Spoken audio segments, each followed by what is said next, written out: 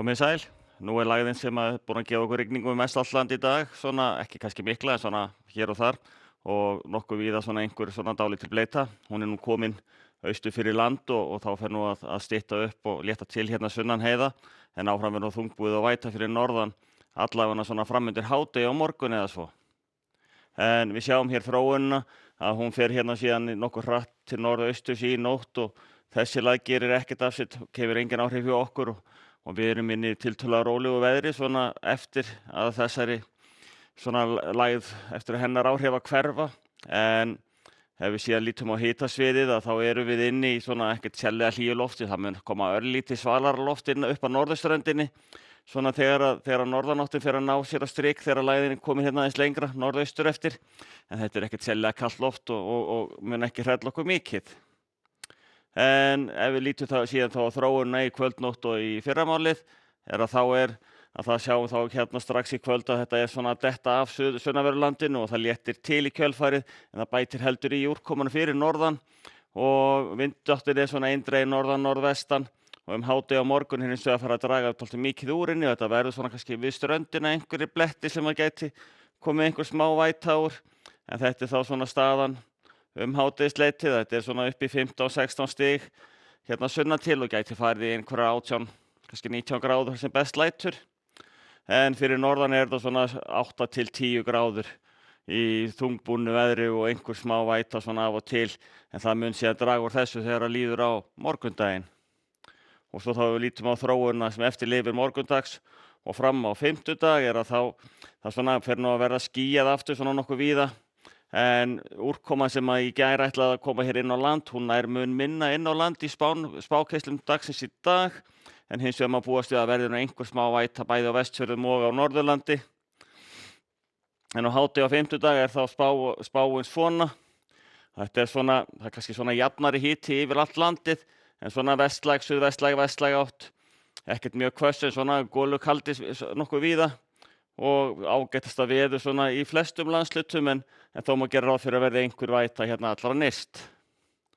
Og svo þróunin þá yfir til föstudags að það er áfram viðvarandi svona nokkrir blettir hérna fyrir norðan aðalega en svo þegar það líður á föstudaginn þá koma þessi skil hér inn. Það mun nú rigna hér á suður- og suðvesturlandi tíma úr þessu en klárlega verður samt mesta úrkoman hérna á Breiðafirði og Vestfjörðum en síðan mun þetta færast austur með Norðurlandi og svona nokkuð staðbundið, nokkuð drjúg úrkoma en svo eru aðrir staðir sem verða nokkuð í skjóli og sleppa miklu betur. Þannig að spáin hádegi á föstudag gæti verið þessu lík, suðvestlæg átt. Strekkingsvindur er jafnvel allhvass hérna norðvestan til en hægar í öðrum landslutum og svo er þá austur og suðausturland sérstaklega sem fá þá líklega þurrasta og bjartasta veðrið að auki og líklegt að austurland verði nú með hæstu hitatölurnar líka. En síðan á laugardag þá er útlit fyrir að það verði svona nokkuð svona myndalegt úrkomusvæði hérna yfir öllu vestanverðu landinu.